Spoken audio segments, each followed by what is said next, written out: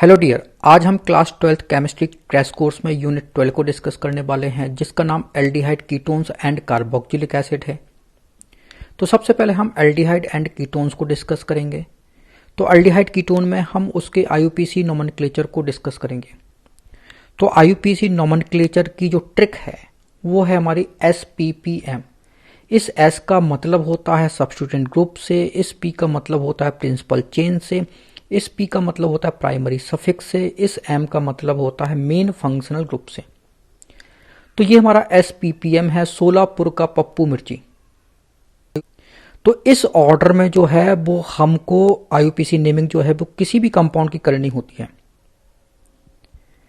किसी भी organic compound में प्रिंसिपल चेन एक ही होती है, एक से ज्यादा प्रिंसिपल चेन नहीं हो सकती। प्राइमरी सफिक्स भी मोस्टली वन ही होता है और मेन फंक्शनल ग्रुप भी एक ही होगा। तो प्रिंसिपल चेन, प्राइमरी सफिक्स और मेन फंक्शनल ग्रुप ये तो एक होते हैं, एक से ज्यादा नहीं हो सकते। लेकिन हमारा सब्स्टिट्यूएंट ग्रुप जो है वो एक से ज्यादा होता है। तो ये एक हमारा कंपाउंड है। तो इस कंपाउंड में प्रिंसिपल चेन, ये 4 कार्बन की स्ट्रेट चेन नजर आ रही है, तो ये हमारी प्रिंसिपल चेन हो गई। अब चारों कार्बन जो है वो सिंगल बॉन्ड से अटैच्ड हैं, तो यहां पे प्राइमरी सफिक्स एन होगा। अगर यहां पे कहीं भी डबल बॉन्ड होता तो प्राइमरी सफिक्स हमारा इन हो जाता, अगर कहीं ट्रिपल बॉन्ड होता तो प्राइमरी सफिक्स हमारा आइन होता। तो principal chain and primary suffix तो हमने आइडेंटिफाई कर लिया। Main function group and substituent ये हम आइडेंटिफाई करते हैं प्रायोरिटी टेबल से। तो यहां पे देखो इस कंपाउंड में ये तो हमारा एल्डिहाइड ग्रुप है, ये हमारा नाइट्रो ग्रुप है, ये आयोडो ग्रुप है। तो 3 फंक्शन ग्रुप हैं।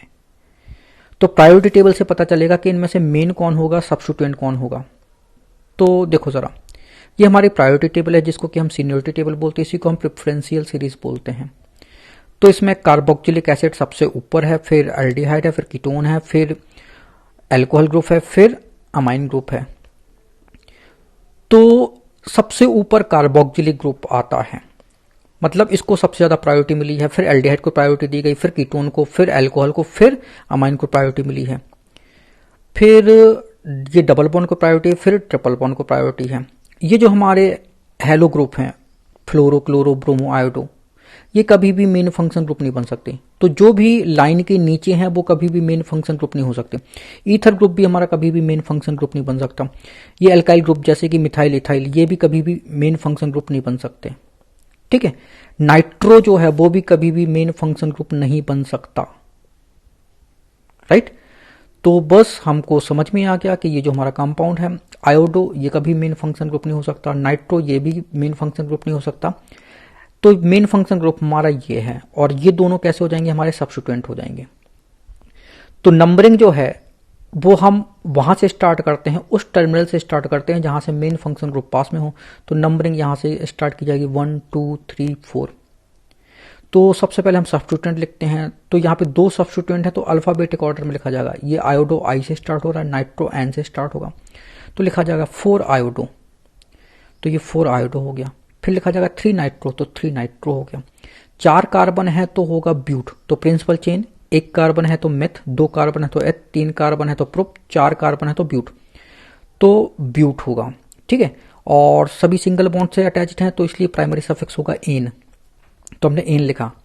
फिर इसके बाद हमें लिखना है मेन फंक्शन ग्रुप। तो मेन फंक्शन ग्रुप तो एल्डिहाइड ग्रुप है, तो इसका सफिक्स नेम लिखा जाता है। तो मेन फंक्शन ग्रुप का सफिक्स नेम लिखते हैं, जबकि सब्स्टिट्यूएंट का हम प्रीफिक्स नेम लिखते हैं, याद रखना। और ये अल्फाबेटिक ऑर्डर में लिखा जाता है। तो CHO एल्डिहाइड ग्रुप का सफिक्स नेम होता है अल, तो बस ब्यूटेन अल लिखा जाएगा। तो यहां पे देखो AN, यहां पे E है तो यहां पे हमने E इरेज किया हुआ है। तो ये क्यों किया हुआ है, तो ये भी रूल के अकॉर्डिंग है। तो अगर आपका मेन फंक्शन ग्रुप AEIOU से स्टार्ट होता है तो फिर प्राइमरी सफिक्स का E जो है वो हमें इरेज करना होता है, तो वो हम इरेज कर देते हैं।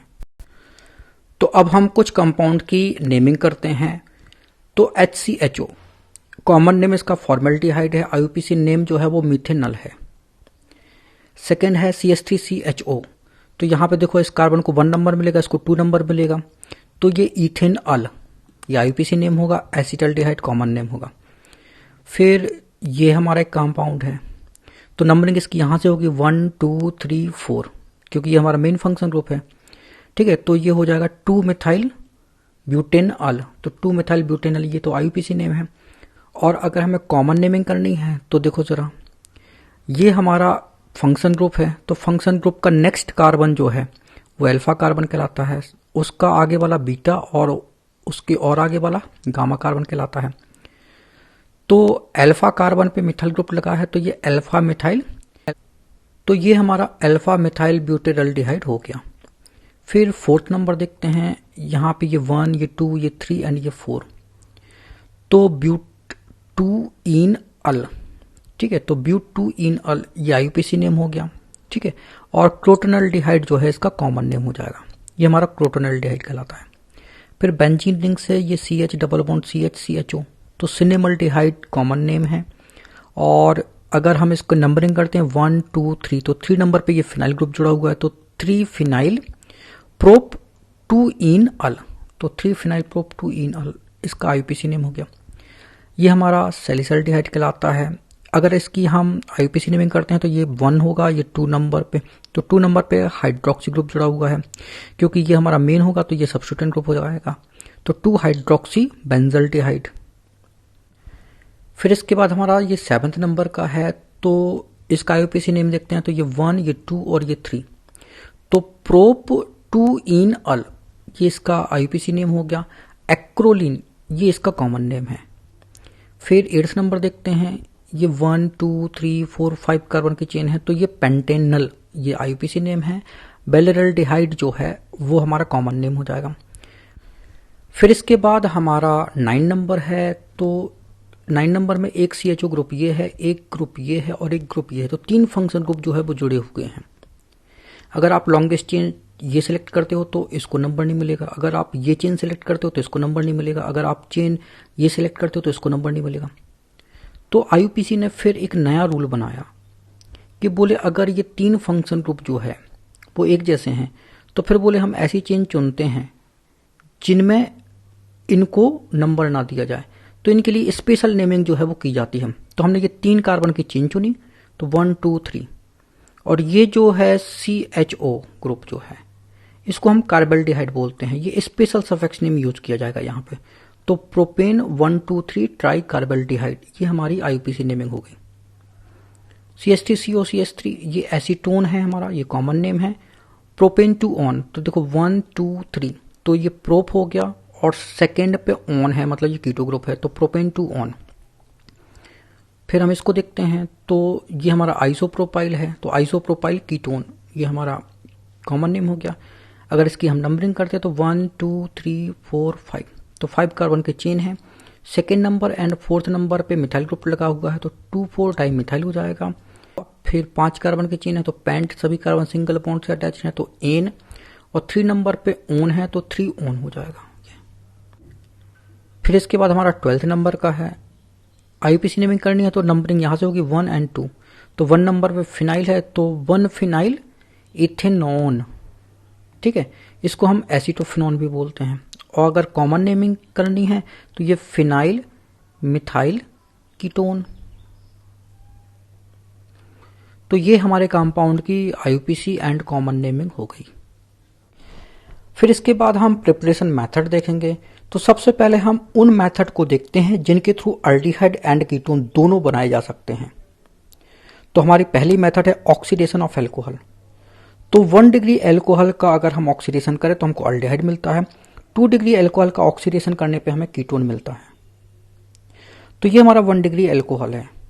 अगर इसका वीक ऑक्सीडाइजिंग एजेंट जैसे कि हमारा PCC, PDC, Collins reagent and Johns reagent और DMSO, ये हमारे वीक ऑक्सीडाइजिंग एजेंट हैं। अगर इनसे हम ऑक्सीडाइज करते हैं तो 1 डिग्री एल्कोहल जो है वो हमारा अल्डिहाइड देता है। ये जो हमारे स्ट्रॉन्ग ऑक्सीडाइजिंग एजेंट हैं जैसे कि KMnO4, चाहे ये एसिडिक मीडियम हो या फिर बेसिक मीडियम में हो, चाहे आप पोटेशियम डाइक्रोमेट ये एसिडिक मीडियम में हो, तो ये क्या करता है 1 डिग्री एल्कोहल को अल्डिहाइड में तो कन्वर्ट कर देता है, लेकिन फिर ये अल्डिहाइड को और ऑक्सीडाइज कर देगा तो कार्बोक्सिलिक एसिड मिलेगा हमको। तो इसलिए हम यहाँ पे वीक ऑक्सीडाइजिंग एजेंट को प्रेफर करते हैं। 2 डिग्री एल्कोहल अगर है हमारा तो फिर कीटोन बनेगा, ठीक है ना। तो ये हमारा 2 डिग्री अल्कोहल से कीटोन बनेगा। फिर चाहे आपका ऑक्सीडाइजिंग एजेंट चाहे स्ट्रांग हो या वीक हो, उससे कोई फर्क नहीं पड़ेगा।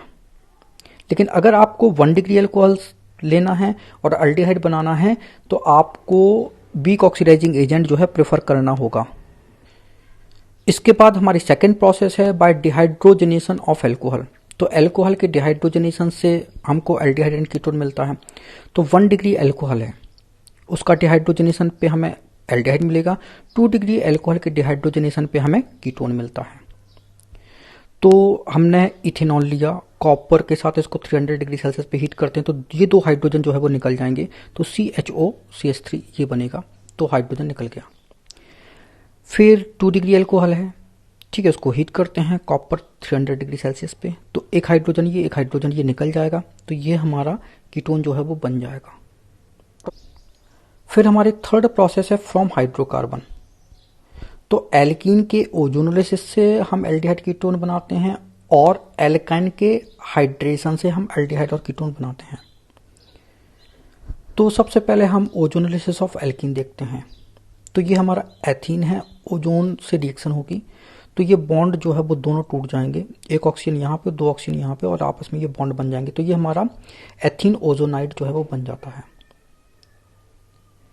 फिर इसका हम रिडक्शन करते हैं तो जिंक वाटर में रिडक्शन करते हैं तो ये बॉन्ड ऐसे जो है वो ब्रेक हो जाएगा। तो ये CH2 double bond O CH2 double bond O ये बन जाता है और ये ऑक्सीजन इस वाटर से रिएक्ट करके H2O बनाती है। तो ये हमारा फॉर्मेल्डिहाइड बन गया। अगर हमने CH3CH double bond C CH3CH3 ये लिया, इसकी ओजोन से रिएक्शन कराई तो ये हमारा ओजोनाइड जो है वो बनेगा। इसका रिडक्शन कराएंगे जिंक वाटर से तो ये बॉन्ड ऐसे ब्रेक हो जाएगा। तो ये ऑक्सीजन जो है वो इस वाटर से रिएक्ट करके हाइड्रोजन पेरोक्साइड बनाएगी और ये हमारा एसिटल्डिहाइड और ये हमारा एसीटोन बनेगा। तो ये एसीटोन और ये एसिटल्डिहाइड बन गया। Bye hydration of alkyne, alkyne के हाइड्रेशन से बनाते हैं हम तो ये हमारा इथाइन हो गया। वाटर की रिएक्शन कराते हैं तो 42% H2SO4 और 1% HgSO4 60 डिग्री सेल्सियस पे हीट करते हैं तो वाटर का मार्कोनिकॉफ एडिशन होता है। तो यहाँ पे हमने H जोड़ दिया, यहाँ पे हमने OH जोड़ दिया तो ये बन गया हमारा। फिर इसके बाद टॉटोमेरिज्म होगा। तो टॉटोमेरिज्म में ये डबल बॉन्ड यहाँ पे उठेगा और ये हाइड्रोजन यहाँ पे इस कार्बन पे लग जाएगा तो ये हमारा एसिटल्डिहाइड बन गया। अगर हमारा अनसिमेट्रिक एल्काइन है, ये हमारा प्रोपाइन है, इस पे वाटर का एडिशन होगा तो फिर OH इस कार्बन पे लगेगा। मार्कोनिकॉफ एडिशन कराना है तो OH इस कार्बन पे H इस कार्बन पे लगेगा तो ये किया हमने। फिर टॉटोमेरिज्म होगा तो ये डबल बॉन्ड इधर पे लगेगा और ये हाइड्रोजन यहाँ से निकल के इस कार्बन पे लग जाएगा तो टॉटोमेराइज हो गया। तो ये हमारा एसीटोन जो है वो बन जाएगा। इसके बाद हम ऐसी प्रिपरेशन मेथड का यूज करेंगे जिनसे केवल और केवल एल्डिहाइड का फॉर्मेशन कर सकते हैं। तो हमारी पहली मेथड है फ्रॉम एसाइल क्लोराइड, जिसको कि हम एसिड क्लोराइड बोलते हैं। तो एसिड क्लोराइड का अगर हम रिडक्शन कराएं तो हमको एल्डिहाइड मिलता है। तो एसिड क्लोराइड के रिडक्शन से हमको एरोमेटिक एल्डिहाइड भी मिलता है और एलिफेटिक एल्डिहाइड भी मिलता है। मतलब इस मेथड के थ्रू हम एरोमेटिक एंड एलिफेटिक दोनों टाइप के एल्डिहाइड बना सकते हैं। तो जो हमारा एसिड क्लोराइड का रिडक्शन होता है उसको हम रोजनमुंड रिडक्शन रिएक्शन बोलते हैं। तो यहाँ पे कैटलिस्ट जो है वो यूज करते हैं पैलेडियम। यहाँ पे बेरियम सल्फेट और सल्फर भी यूज किया जाता है। क्यों? क्योंकि बेरियम सल्फेट इसका सरफेस एरिया होता है बहुत कम, जिसके कारण ये पैलेडियम की एक्टिविटी को कम कर देता है।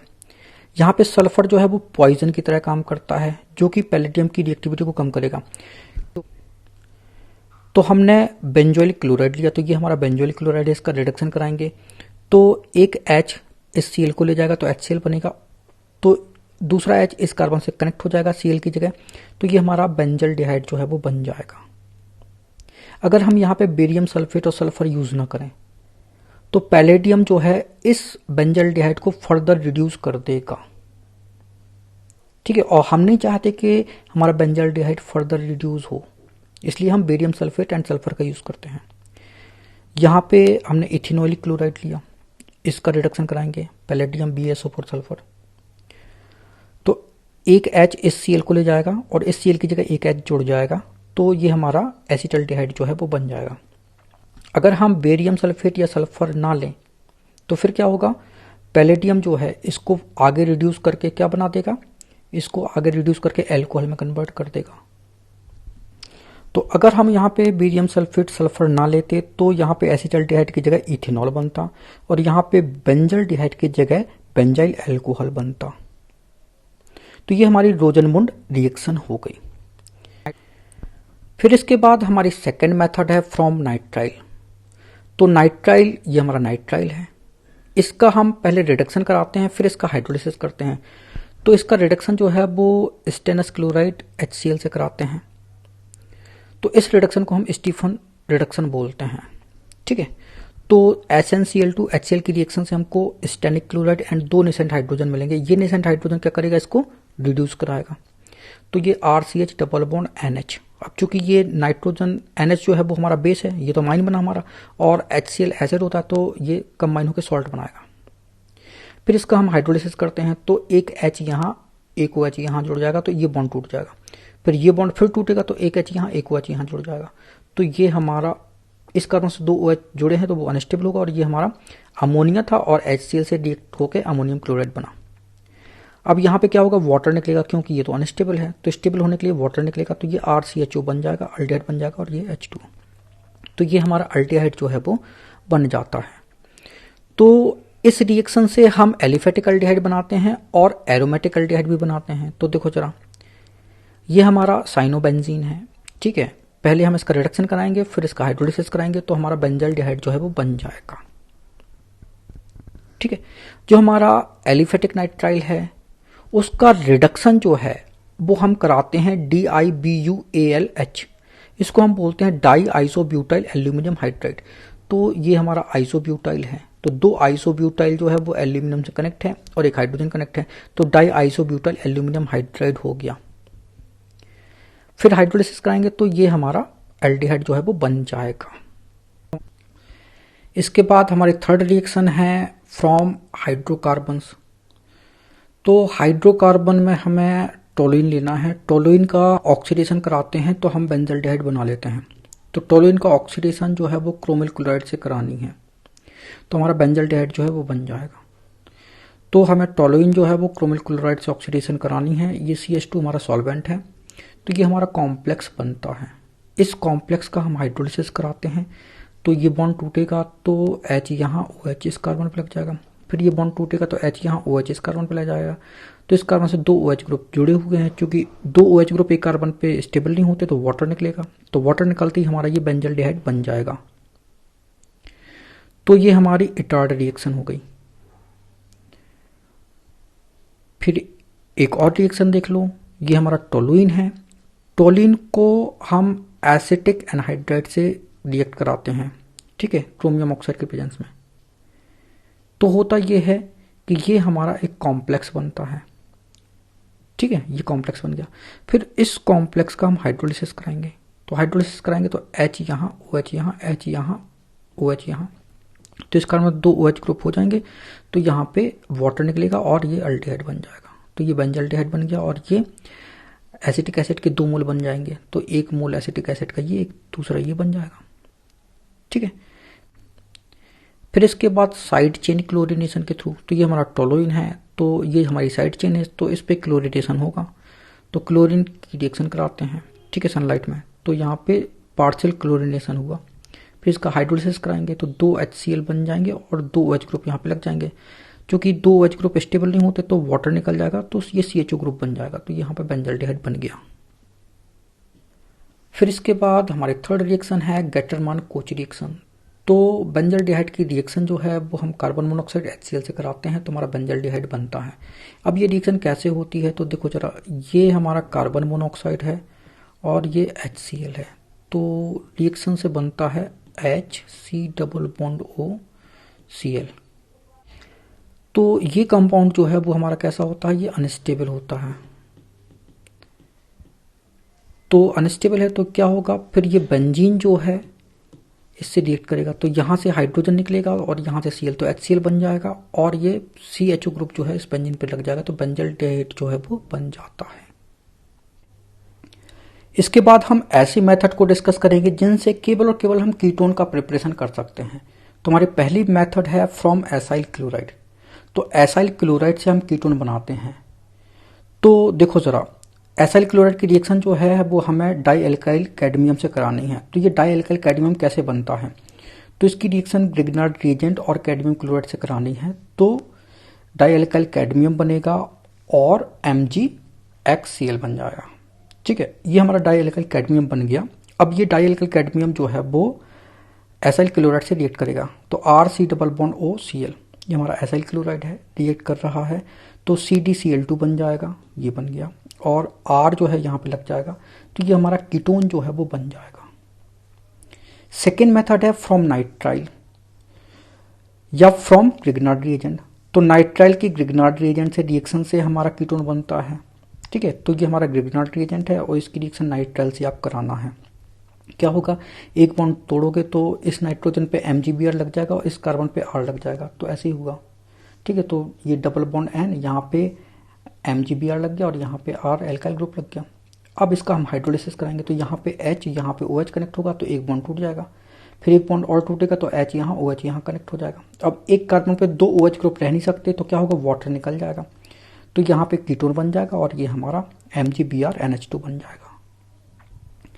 फिर हमारी थर्ड रिएक्शन है फ्रीडल क्राफ्ट रिएक्शन।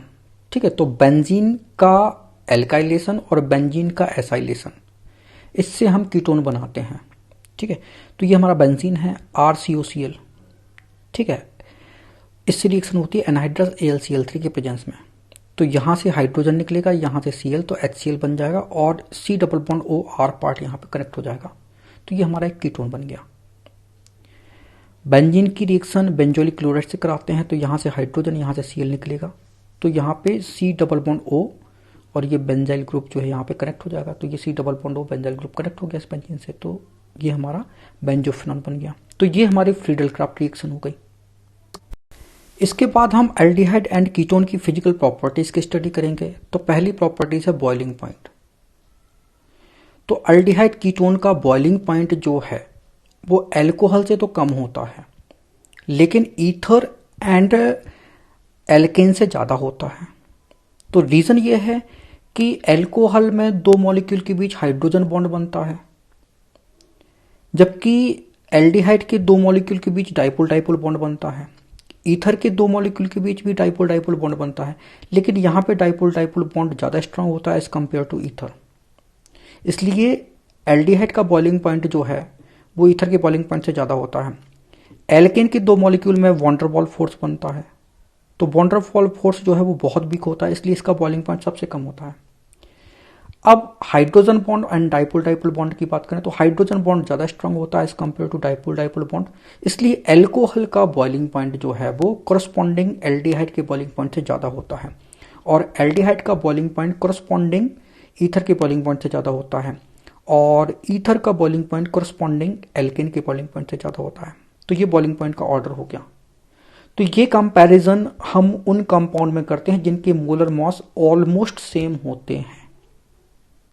सेकेंड है सॉल्युबिलिटी। तो lower member aldehyde and ketone जो है वो वाटर में सॉल्युबल होते हैं। रीजन ये है कि ये वाटर के साथ हाइड्रोजन बॉन्ड बना लेते हैं, इसलिए ये वाटर में सॉल्युबल होते हैं। लेकिन हायर मेंबर वाटर में इनसॉल्युबल हो जाते हैं। क्यों? क्योंकि हायर मेंबर में कार्बन चेन बड़ी होगी, कार्बन चेन बड़ी होगी मतलब हाइड्रोकार्बन पार्ट हमारा बड़ा हो जाएगा, जो कि फिर वाटर में सॉल्युबल नहीं होगा। फिर हमारी थर्ड है न्यूक्लियोफिलिक एडिशन रिएक्शन। तो जो हमारे एल्डिहाइड एंड कीटोन है वो न्यूक्लियोफिलिक एडिशन रिएक्शन जो है वो देते हैं।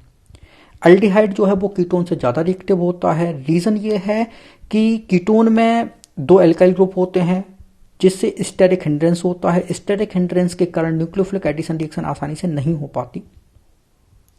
ठीक है, तो एल्डिहाइड जो है वो कीटोन से ज्यादा रिएक्टिव होता है। इसके बाद हम chemical properties of aldehyde and ketones को डिस्कस करेंगे। तो हमारी पहली केमिकल प्रॉपर्टीज है न्यूक्लियोफिलिक एडिशन रिएक्शन। तो यहाँ पे हम एडिशन करेंगे HCN का, यहाँ पे हम एडिशन करेंगे सोडियम हाइड्रोजन सल्फाइड का, फिर ग्रिग्नार्ड रिएजेंट का, फिर अल्कोहल का। तो ये हमारा कार्बोनाइल ग्रुप है। यहाँ पे एक एल्काइल ग्रुप, एक हाइड्रोजन लगा हो तो एल्डिहाइड हो जाएगा, अगर दोनों एल्काइल ग्रुप हो तो कीटोन हो जाएगा। ठीक है ना। तो ये हमारा कार्बोनिल ग्रुप है, इस पे हम HCN का एडिशन कराते हैं तो ये बॉन्ड टूट जाएगा, यहाँ पे हाइड्रोजन और इधर पे CN लग जाएगा, तो ये CN और यहाँ पे हाइड्रोजन लगा ऑक्सीजन से, तो ये हमारा साइनोहाइड्रिन जो है वो बन गया। फिर सोडियम हाइड्रोजन सल्फाइड या सोडियम बाइसल्फाइड का एडिशन कराते हैं तो क्या होगा, ये बॉन्ड टूटेगा, हाइड्रोजन इस ऑक्सीजन से लग जाएगा, SO3Na जो है इस कार्बन से लगेगा, तो SO3Na कार्बन से लग गया और ऑक्सीजन से हाइड्रोजन कनेक्ट हो गया, तो बाइसल्फाइड एडिशन कंपाउंड बना। फिर हम ग्रिग्नार्ड रिएजेंट का एडिशन कराएंगे तो ये डबल बॉन्ड टूट जाएगा, तो ऑक्सीजन पे MgX कनेक्ट हो जाएगा, R पार्ट जो है वो कार्बन पे कनेक्ट हो जाएगा। फिर इसका हम हाइड्रोलिसिस कराएंगे तो वाटर का H यहाँ पे और OH इस कार्बन पे कनेक्ट हो जाएगा, तो ये हमारा एक एल्कोहल जो है वो बनेगा। फिर हम एल्कोहल का एडिशन करा देते हैं तो एल्कोहल का H जो है वो इस ऑक्सीजन पे कनेक्ट होगा, ये बॉन्ड टूट जाएगा और इस कार्बन पे जो है OR कनेक्ट हो जाएगा। फिर दूसरा एल्कोहल जो है मॉलिक्यूल हम लेते हैं, ठीक है। तो एसिडिक मीडियम में तो होता क्या है, हाइड्रोलिसिस होगा तो यहाँ पे H इस ऑक्सीजन पे कनेक्ट होगा तो वाटर निकल जाएगा और OR जो है वो इस पे कनेक्ट हो जाएगा, तो ये हमारा ईथर ग्रुप बनेगा, तो एक ईथरी प्रोडक्ट जो है बन जाता है। फिर इसके बाद हमारी सेकेंड रिएक्शन है रिएक्शन विथ अमोनिया डेरिवेटिव्स। तो अमोनिया तो हमारा NH3 होता है, तो ये हमारा NH3 है, ये एक हाइड्रोजन हटा के हम एक Z ग्रुप जो है वो जोड़ देते हैं, तो ये हमारा अमोनिया डेरिवेटिव्स बनेगा। तो यहाँ से H हटाया और एल्काइल ग्रुप जोड़ दिया, तो ये हमारा एक अमाइन हो गया। यहाँ से H हटाया और OH जोड़ दिया, तो ये हमारा हाइड्रोक्सिल अमाइन हो गया। यहाँ से H हटाया और NH2 जोड़ दिया, तो ये हमारा हाइड्राजीन हो गया। यहाँ से H हटाया और यहाँ पे हमने NH और ये फिनाइल ग्रुप जोड़ दिया, तो फिनाइल हाइड्राजीन हो गया, ठीक है। यहाँ से H हटाया और हमने ये वाला पार्ट जोड़ दिया, तो ये हमारा 2,4 डाइनाइट्रोफिनाइल हाइड्राजीन हो जाएगा। यहाँ से H हटाया और हमने ये वाला पार्ट जोड़ दिया, ठीक है। तो ये हमारा सेमी कार्बेजाइड हो गया, ठीक है, ये हमारा यूरिया वाला पार्ट कहलाता है, तो ये हमारा सेमी कार्बेजाइड हो गया।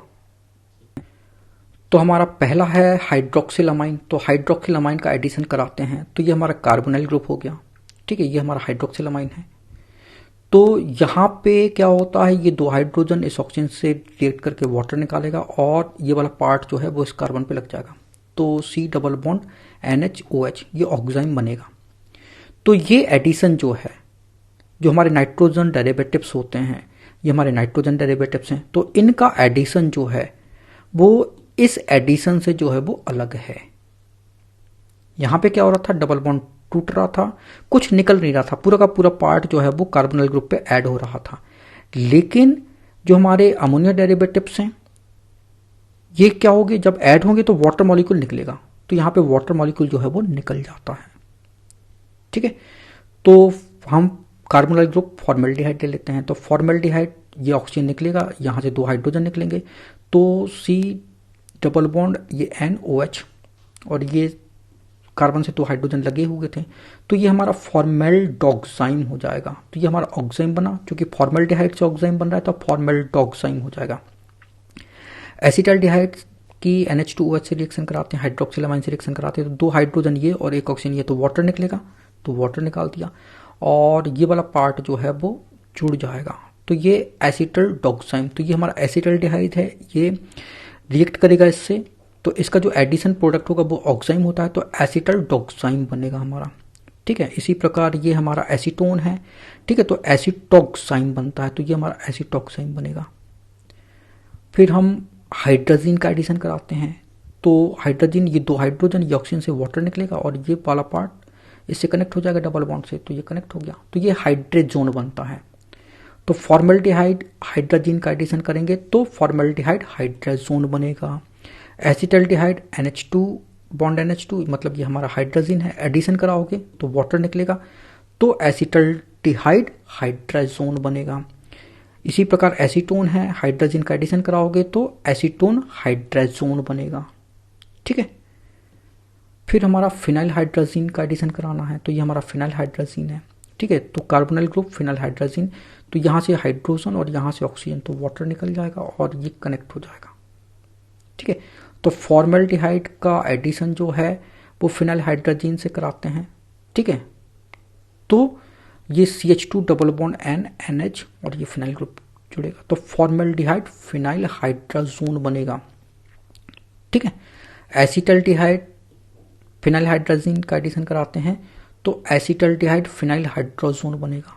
एसीटोन पे फिनाइल हाइड्राजीन का एडिशन कराते हैं तो एसीटोन फिनाइल हाइड्राजोन बनेगा। फिर सेमी कार्बेजाइड, तो NH2 और ये हमारा यूरिया वाला पार्ट है। ठीक है, तो ये हमारा सेमी कार्बेजाइड कहलाता है। एडिशन प्रोडक्ट क्या होगा? सेमी कार्बेजोन होगा। राइट, तो यहां से 2 हाइड्रोजन निकलेंगे। ठीक है, और इस ऑक्सीजन को वाटर बना लेंगे और बस ये वाला पार्ट जो है वो कनेक्ट हो जाएगा। तो याद रखना, हाइड्रोजन जो है वो अमोनिया वाले पार्ट से निकलते हैं, तो ये वाला पार्ट तो यूरिया वाला पार्ट है और ये अमोनिया वाला पार्ट है, तो यहां से हाइड्रोजन निकलेंगे। ये हाइड्रोजन नहीं निकाल देना गलती से। ठीक है, बच्चे ये गलती करते हैं, ये हाइड्रोजन निकाल देते हैं, तो अमोनिया वाले पार्ट से हाइड्रोजन निकलेगा, इतना याद रखना। तो फॉर्मेल्डिहाइड और ये हमारा सेमी कार्बेजाइड है। ठीक है, तो फॉर्मेल्डिहाइड सेमी कार्बेजोन बनता है। एसिटल्डिहाइड पे एडिशन कराते हैं सेमी कार्बेजाइड का, तो एसिटल्डिहाइड सेमी कार्बेजोन बनता है। एसीटोन पे एडिशन कराते हैं सेमी कार्बेजाइड का, तो एसीटोन सेमी कार्बेजोन बनता है। फिर 2,4 डाइनाइट्रोफिनाइल हाइड्राजीन का एडिशन कराना है, तो ये हमारा 2,4 डाइनाइट्रोफिनाइल हाइड्राजीन हो गया।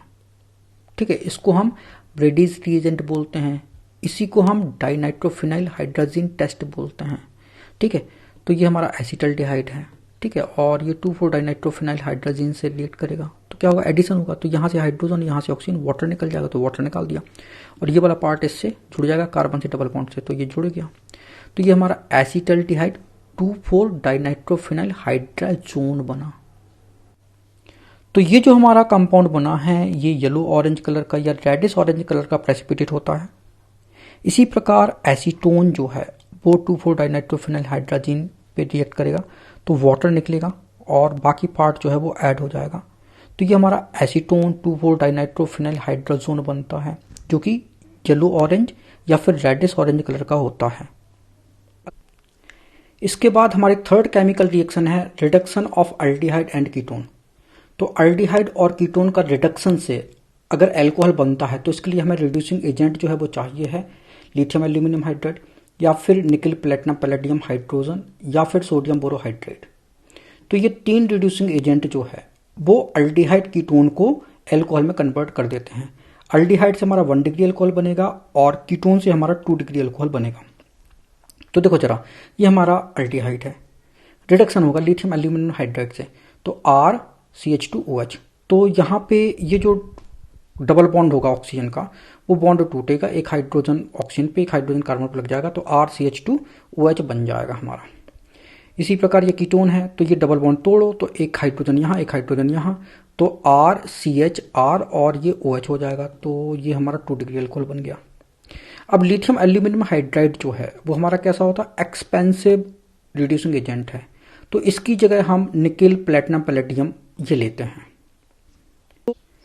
इसके बाद अगर आप चाहते हो कि जो आपका एल्डिहाइड कीटोन है उसके रिडक्शन से आपका एल्केन बने, तो इसके लिए आपको रिड्यूसिंग एजेंट चाहिए जिंक अमलगम HCl। तो जिंक अमलगम HCl के साथ रिएक्ट करके नेसेंट हाइड्रोजन देता है। ये नेसेंट हाइड्रोजन कार्बोनाइल ग्रुप को CH2 ग्रुप में कन्वर्ट कर देगा। मतलब क्या होगा कि ये एक बॉन्ड टूटेगा तो एक हाइड्रोजन यहाँ, एक हाइड्रोजन यहाँ, दूसरा बॉन्ड टूटेगा तो एक हाइड्रोजन यहाँ, एक हाइड्रोजन यहाँ, तो ये वाटर बन जाएगा और ये CH2 बन जाएगा।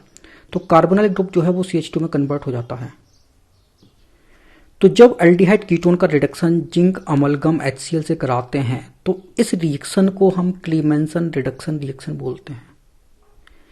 फॉर एग्जाम्पल ये हमारा फॉर्मेल्डिहाइड है, ठीक है, तो 4H ये नेसेंट हाइड्रोजन से क्या होगा? इसका रिडक्शन होगा, तो ये मीथेन बनेगा, H2O बनेगा। एसिटल्डिहाइड रिडक्शन होगा, ठीक है, तो ये इथेन बनेगा एंड H2O बनेगा। ये रिडक्शन होगा तो ये प्रोपेन बनेगा और ये वाटर बनेगा, ठीक है। तो ये हमारी क्लीमेंसन रिडक्शन रिएक्शन हो गई।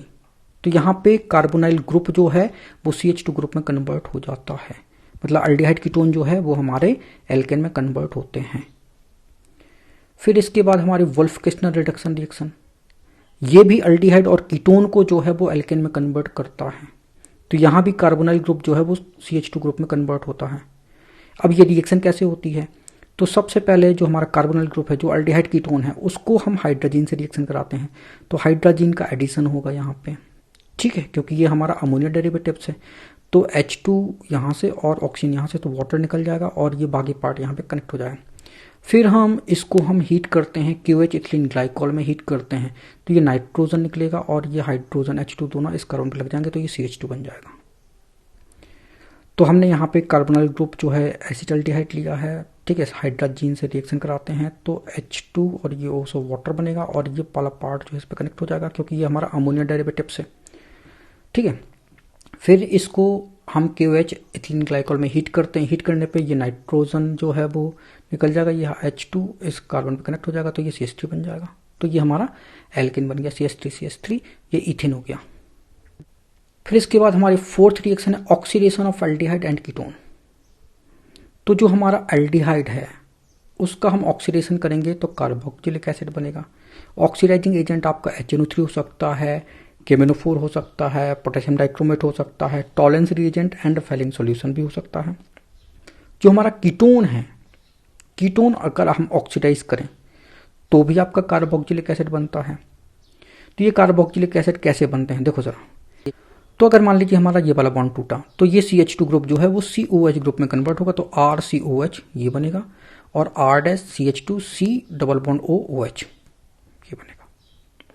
अगर मान लीजिए ये वाला बॉन्ड टूटा तो ये CH2 ग्रुप जो है वो किस में कन्वर्ट होगा, COH ग्रुप में कन्वर्ट होगा, तो R-COH बनेगा और ये बनेगा R, ये CH2 और ये C डबल बॉन्ड OOH ये बनेगा, ठीक है।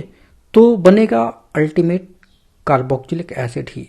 एल्डिहाइड के ऑक्सीडेशन से भी कार्बोक्सिलिक एसिड जो है वो बनता है। ये हमारे Tollens reagent and Fehling solution, ये हमारे वीक ऑक्सीडाइजिंग एजेंट होते हैं जो कि एल्डिहाइड को कार्बोक्सिलिक एसिड में कन्वर्ट कर देते हैं। तो टॉलेंस रिएजेंट हमारा क्या कहलाता है एंड फेलिंग रिएजेंट क्या कहलाता है उसको देखते हैं।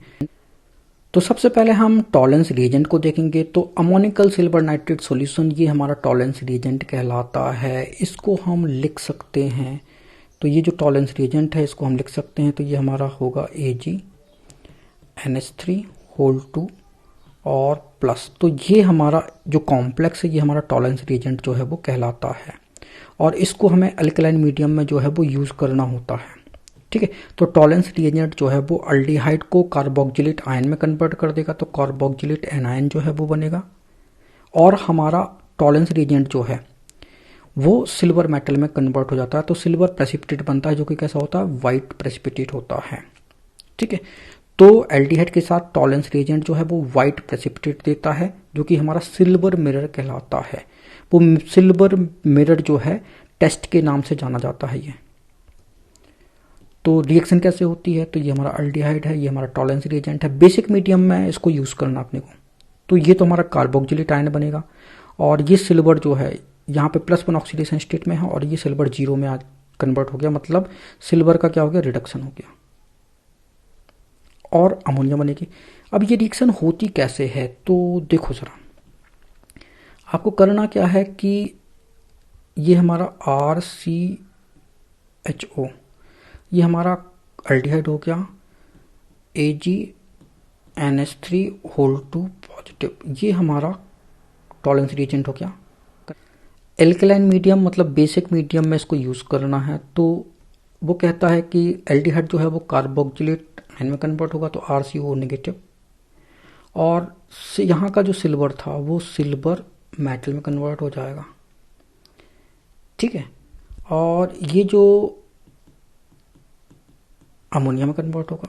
अब ये रिएक्शन को हमें बैलेंस कैसे करना है वो देखो जरा। अब देखो जरा, इसको हम चार्ज के थ्रू बैलेंस करते हैं। तो यहाँ पे एक नेगेटिव चार्ज है, ठीक है, तो यहाँ पे अभी एक नेगेटिव चार्ज है। अब इस पॉजिटिव चार्ज को बैलेंस करने के लिए हमको क्या करना होगा, हमको वहां पे एक नेगेटिव चार्ज लाना होगा, तो यहाँ पे 2OH नेगेटिव कर देंगे, ठीक है। तो हमारा चार्ज जो है वो बैलेंस हो जाएगा, ठीक है ना। तो ये पॉजिटिव से एक नेगेटिव कट गया और ये नेगेटिव बैलेंस हो गया। अब यहाँ पे ये हाइड्रोजन निकलेगा और यहाँ पे 2 हाइड्रोजन ये है, तो वाटर बनेगा। तो 3 हाइड्रोजन से तो वाटर बन नहीं सकता, तो मतलब वाटर जो बनेगा यहाँ पे वो 2 मोल बना लो, तो 2 मोल वाटर मतलब 4 हमको हाइड्रोजन चाहिए, तो फिर ये 2OH ना होकर इसको 3OH नेगेटिव कर लेते हैं, तो हमारा चार्ज जो है वो इम्बैलेंस हो जाएगा। तो देखो जरा, ये नेगेटिव से एक नेगेटिव बैलेंस हो गया, तो इसको हम क्या कर लेते हैं, 2 पॉजिटिव बना लेते हैं, तो ये 2 कर लो इसको, तो 2 पॉजिटिव 2 नेगेटिव को क्या कर देंगे, कैंसिल आउट कर देंगे, राइट। 2H2 हो गया, मतलब हाइड्रोजन हमारा बैलेंस हो गया। सिल्वर को यहाँ पे 2 कर लो, और अमोनिया कितना हो गया, ये 2 था और इंटू 2 तो ये 4 हो गया, तो 4NH3, बस हो गया बैलेंस। तो ये रिएक्शन ऐसे होगी। इसके बाद हम फैलिंग टेस्ट को डिस्कस करेंगे। तो फैलिंग टेस्ट में हम फैलिंग सॉल्यूशन यूज करते हैं। तो फैलिंग सॉल्यूशन हमारा 2 टाइप का होता है, Fehling solution A and Fehling solution B. जो हमारा फैलिंग सॉल्यूशन ए होता है वो हमारा एक्वस कॉपर सल्फेट सॉल्यूशन कहलाता है, जबकि फैलिंग सॉल्यूशन बी जो है वो हमारा रोचले सॉल्ट कहलाता है, जिसको कि हम सोडियम पोटेशियम टार्ट्रेट बोलते हैं। अब इसके बाद ये हमारा फैलिंग सॉल्यूशन ए और फैलिंग सॉल्यूशन बी दोनों को हम इक्विवेलेंट प्रोपोर्शन में मिक्स कर देंगे, तो हमारा फैलिंग सॉल्यूशन बन जाएगा। उस फैलिंग सॉल्यूशन का रिएक्शन जो है वो हमें एल्डिहाइड से कराना है। तो कॉपर सल्फेट का कॉपर डाई पॉजिटिव हमने ले लिया, तो ये हमारा फैलिंग सॉल्यूशन हो गया। इसको एल्कलाइन मीडियम में जो है हमें यूज करना है, ठीक है। तो एल्डिहाइड किस में कन्वर्ट हो जाएगा, कार्बोक्सिल टाइन में कन्वर्ट हो जाएगा, और यहाँ पे रेड प्रेसिपिटेट बनता है जो कि Cu2O क्यूप्रस ऑक्साइड का रेड प्रेसिपिटेट जो है वो बनता है। तो ये रिएक्शन कैसे होगी तो देखते हैं। देखो जरा, ये हमारा RCHO है, एल्डिहाइड हो गया, ये हमारा Cu डाई पॉजिटिव, ठीक है, ये हमारा फैलिंग सॉल्यूशन हो गया, और बेसिक मीडियम में रिएक्ट कराना है, ठीक है। तो OH नेगेटिव से हमारा एल्डिहाइड जो है RCO नेगेटिव में कन्वर्ट होगा, ठीक है। तो यहाँ का H जो है वो वाटर बनाएगा, ठीक है। ये कॉपर जो है वो रेड प्रेसिपिटेट मतलब Cu2 को रेड प्रेसिपिटेट बनेगा, तो ये तो तय होगा कि ये बनेगा। अब हमें इक्वेशन को बैलेंस करनी है। तो देखो कॉपर 2 है, तो सबसे पहले यहाँ पे कॉपर 2 कर लो, तो अब यहाँ पे 4 पॉजिटिव चार्ज हो गया, तो 4 पॉजिटिव को बैलेंस करने के लिए 4 OH नेगेटिव चाहिए, ठीक है। अब एक नेगेटिव यहाँ पे है RCO नेगेटिव, तो यहाँ पे 5 OH नेगेटिव कर लो, ठीक है। तो हमारा चार्ज बैलेंस हो गया। अब यहाँ पे हाइड्रोजन कितने हो गए, 5 ये है, और एक एल्डिहाइड का, तो 6 हाइड्रोजन मतलब 3H2O जो है वो बन जाएगा, तो इक्वेशन हमारी बैलेंस हो जाएगी। तो बस वही इक्वेशन जो है यहाँ पे लिखी हुई है, राइट। इसके बाद oxidation of methyl ketone by haloform reaction. तो हेलोफॉर्म रिएक्शन में जो हमारा मेथाइल कीटोन है उसका ऑक्सीडेशन, तो जो हेलोफॉर्म रिएक्शन होती है वो ऐसे एल्डिहाइड या कीटोन के द्वारा दी जाती है जिसमें ये हमारा कार्बोनाइल ग्रुप है, इस कार्बोनाइल ग्रुप से डायरेक्ट मिथाइल ग्रुप कनेक्ट हो। अब कार्बन की ये वाली वैलेंसी या तो हाइड्रोजन सेटिस्फाइड हो, या फिर कोई एल्काइल ग्रुप हो, या कोई भी ग्रुप लगा हो, उससे में कोई फर्क नहीं पड़ता। लेकिन अगर कार्बोनाइल ग्रुप से डायरेक्ट मिथाइल ग्रुप कनेक्ट है तो वो हेलोफॉर्म रिएक्शन देगा, मतलब वो क्लोरोफॉर्म भी रिएक्शन देगा, ब्रोमोफॉर्म रिएक्शन देगा, आयोडोफॉर्म रिएक्शन देगा, राइट। तो इसकी डिटेल में स्टडी हम एल्कोहल वाले चैप्टर में कर चुके हैं।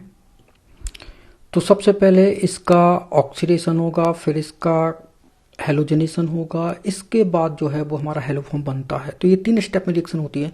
तो CH3 जो है वो कन्वर्ट हो जाएगा CHX3 में, ठीक है, ये हेलोफॉर्म बनाएगा, और ये CH3 यहाँ से हटेगा तो ONA पार्ट यहाँ पे कनेक्ट हो जाएगा, राइट। तो यहाँ पे देखो कार्बोनाइल ग्रुप से डायरेक्ट CH3 कनेक्ट है, इसका मतलब ये हेलोफॉर्म रिएक्शन देगा। तो CH3 को हटाओ, तो CH3 ये हेलोजन से कंबाइन होकर क्या बनाएगा, सबसे पहले इसका ऑक्सीडेशन होगा, फिर इसका हेलोजनेशन होगा, इसके बाद जो है वो हेलोफॉर्म बनेगा, तो CHCl3 क्लोरोफॉर्म बन जाता है, और ONA जो है CH3 की जगह आ जाएगा। फिर इसके बाद हमारी 5th रिएक्शन है reaction due to alpha hydrogen. तो अल्फा हाइड्रोजन के कारण हमको एल्डोल कंडेंसेशन जो है वो मिलता है। अब अल्फा हाइड्रोजन क्या कहलाता है, तो ये हमारा कार्बोनाइल ग्रुप कहलाता है, C+O। ये एल्डिहाइड और कीटोन में होता है ये कार्बोनाइल ग्रुप। तो इस कार्बोनाइल ग्रुप से जो नेक्स्ट कार्बन होता है वो हमारा अल्फा कार्बन कहलाता है, और उससे अगर हाइड्रोजन जुड़ा है तो वो अल्फा हाइड्रोजन होगा। तो अल्फा हाइड्रोजन आप समझ गए क्या होता है। अब ये अल्फा हाइड्रोजन एसिडिक नेचर का होता है, इस कारण ये बेस से रिएक्ट कर लेता है, तो बेस ये हाइड्रोजन को ले जाता है, तो यहाँ पे 2 इलेक्ट्रॉन बच जाएंगे। अब 2 इलेक्ट्रॉन बचेंगे तो कार्बन पर नेगेटिव चार्ज आएगा, तो जो कार्बन पर नेगेटिव चार्ज है, अब ये क्या करेंगे, ये इलेक्ट्रॉन यहाँ पे बॉन्ड बनाएंगे, तो ये बॉन्ड इधर पे गिर जाएगा, तो ऑक्सीजन पे नेगेटिव चार्ज आ जाएगा। तो ये दोनों स्पीसीज जो है वो रेजोनेंस के थ्रू स्टेबलाइज रहती हैं।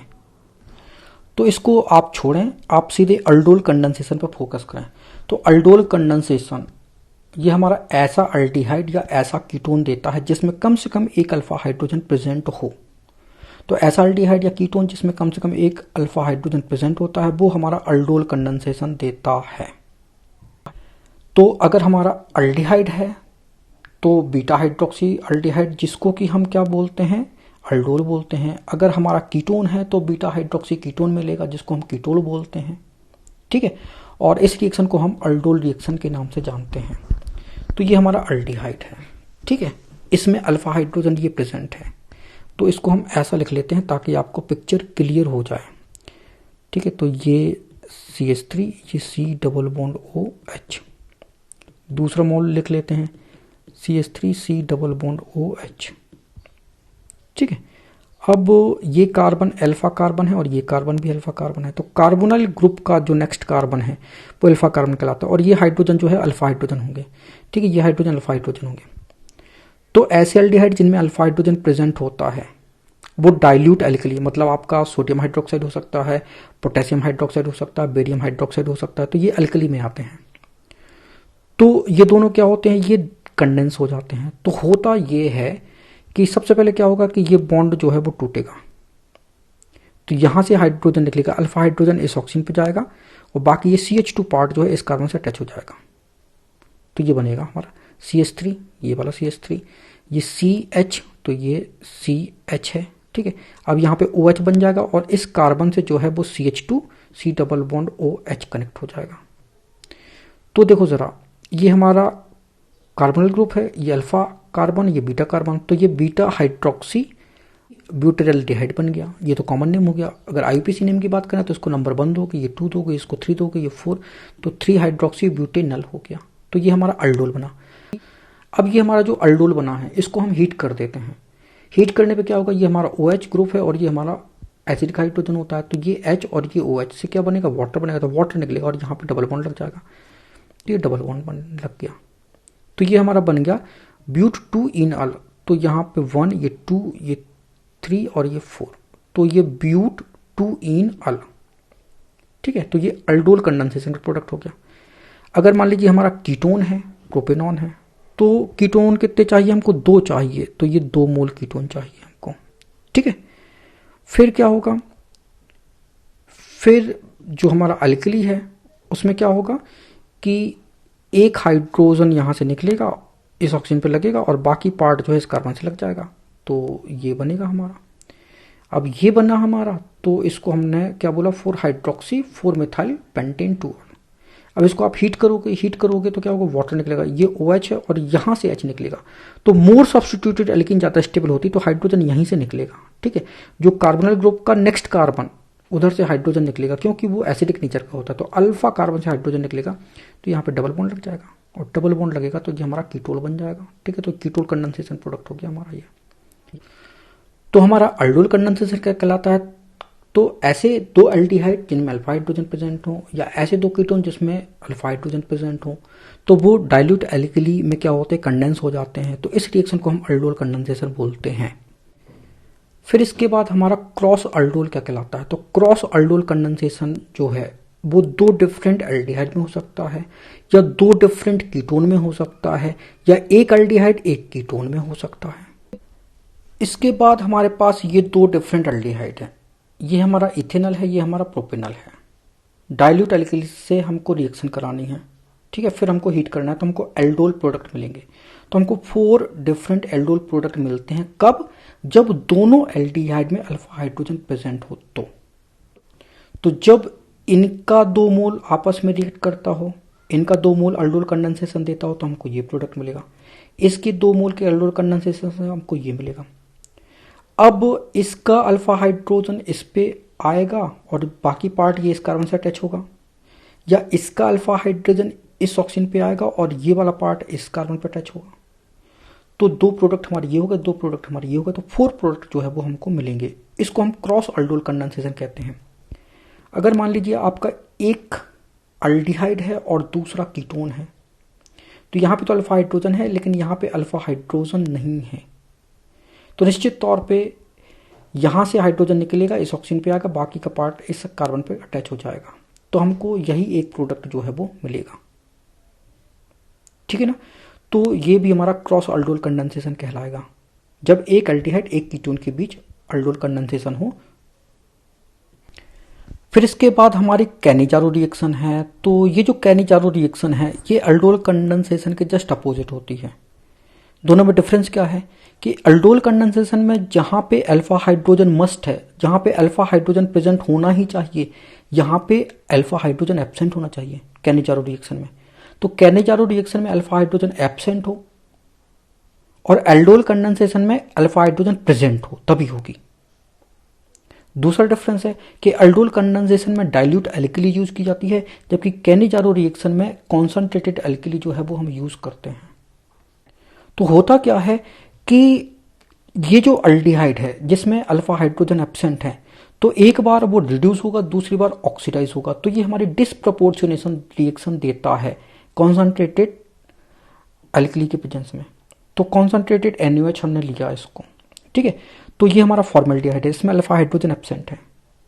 तो फॉर्मेल्डिहाइड जो है एक बार ऑक्सीडाइज होगा तो कार्बोक्सिलिक एसिड बनेगा। अब चूंकि ये कार्बोक्सिलिक एसिड है और ये हमारा बेस है तो सॉल्ट बन जाएगा, तो ये सोडियम फॉर्मेट बन गया। और एक बार ये क्या होगा, रिड्यूस होगा, तो रिड्यूस होने पे ये एल्कोहल बनेगा, तो ये हमारा मिथेनॉल बन गया। तो ऐसा अल्डिहाइड जिसमें अल्फा हाइड्रोजन एब्सेंट हो तो वो कॉन्सनट्रेटेड एल्कली में एक बार ऑक्सीडाइज होता है, एक बार रिड्यूस होता है, ठीक है। तो डिसप्रोपोर्शनेशन रिएक्शन होती है। ऑक्सीडेशन पे हमको रिस्पेक्टिव एसिड मिलता है जो कि बेस के साथ रिएक्ट करके सॉल्ट बना लेता है, रिस्पेक्टिव सॉल्ट बनेगा। और रिडक्शन पे हमको अल्कोहल मिलता है। फिर हमारे पास एक और एग्जांपल है, ये हमारा बेंजल्डिहाइड है। इसमें भी अल्फा हाइड्रोजन एब्सेंट है। तो कॉन्सनट्रेटेड KOH में क्या होगा, एक बार ऑक्सीडाइज होगा, एक बार रिड्यूस होगा। तो ऑक्सीडेशन पे क्या देगा, ऑक्सीडेशन पे बेंजोइक एसिड देगा, लेकिन ये एसिड और ये बेस से क्या बनेगा, सॉल्ट बनेगा, तो ये पोटेशियम बेंजोएट बन जाता है। और रिडक्शन पे क्या देगा, अल्कोहल देगा, तो ये हमारा बेंजाइल अल्कोहल बन जाएगा। तो इसको हम कैनिजारो रिएक्शन बोलते हैं। फिर ये इलेक्ट्रोफिलिक सब्स्टिट्यूशन रिएक्शन भी देता है। तो जो बेंजल्डिहाइड है वो इलेक्ट्रोफिलिक सब्स्टिट्यूशन रिएक्शन देगा। तो यहाँ पे इलेक्ट्रोफिलिक सब्स्टिट्यूशन जो है वो मेटा पोजीशन पे होता है। क्यों, क्योंकि CHO हमारा मेटा डायरेक्टिंग ग्रुप होता है। रीजन ये है कि कार्बन के पास कोई भी लोन पेयर नहीं है और जिस भी स्पीसीज के पास लोन पेयर ना हो सेंट्रल एटम पे, वो मेटा पोजीशन पे इलेक्ट्रोफिलिक सब्स्टिट्यूशन देगा, ठीक है। वो मेटा डायरेक्टिंग ग्रुप होता है। तो बेंजल्डिहाइड को कॉन्सनट्रेटेड HN होती है, कॉन्सनट्रेटेड H2SO4 के साथ हीट करते हैं तो यहाँ पे नाइट्रेशन होगा, ठीक है। तो नाइट्रेशन मेटा पोजीशन पे होता है तो मेटा नाइट्रो बेंजल्डिहाइड बनता है। तो जितनी भी इलेक्ट्रोफिलिक सब्स्टिट्यूशन रिएक्शन होंगी वो सारी की सारी मेटा पोजीशन पे होंगी। फिर इसके बाद अल्डिहाइड एंड कीटोन की अगर हम यूजेस की बात करें तो फॉर्मेलिन, तो 40% सॉल्यूशन ऑफ फॉर्मेल्डिहाइड, इसको हम फॉर्मेलिन बोलते हैं। इसका यूज जो है वो बायोलॉजिकल स्पेसिमेन को प्रिजर्व करने के लिए किया जाता है। फिर इसके बाद हमारा बेंजल्डिहाइड है, तो इसका यूज जो है वो परफ्यूमरी में करते हैं और डाई में करते हैं। इसके बाद distinguish between aldehyde and ketone, तो एल्डिहाइड एंड कीटोन को हम डिस्टिंग्विश कर सकते हैं टॉलेंस रीजन के थ्रू, फेलिंग सॉल्यूशन के थ्रू, बेनेडिक्ट सॉल्यूशन के थ्रू एंड सिफ रिएजेंट के थ्रू। तो जो हमारा टॉलेंस रिएजेंट है, फेलिंग सॉल्यूशन है, बेनेडिक्ट सॉल्यूशन है एंड सिफ रिएजेंट है, उसमें एल्डिहाइड तो पॉजिटिव टेस्ट देता है जबकि कीटोन्स जो है वो नेगेटिव टेस्ट देता है। जो हमारा एल्डिहाइड है वो टॉलेंस रिएजेंट के साथ सिल्वर मिरर टेस्ट देता है, कीटोन नहीं देता। Fehling solution and Benedict solution के साथ एल्डिहाइड जो है वो रेड प्रेसिपिटेट बनाता है क्यूप्रस ऑक्साइड का, जबकि कीटोन जो है वो फेलिंग सॉल्यूशन के साथ कोई रिएक्शन नहीं देता, ना बेनेडिक्ट सॉल्यूशन के साथ कोई रिएक्शन देता है। Tollens reagent and Fehling solution तो हम पहले एक्सप्लेन कर चुके हैं। बेनेडिक्ट सॉल्यूशन जो है वो हमारा क्या कहलाता है, ये सॉल्यूशन होता है हमारा ammoniacal solution of copper sulphate containing some sodium citrate. तो ये हमारा सोडियम सिट्रेट का फॉर्मूला हो गया।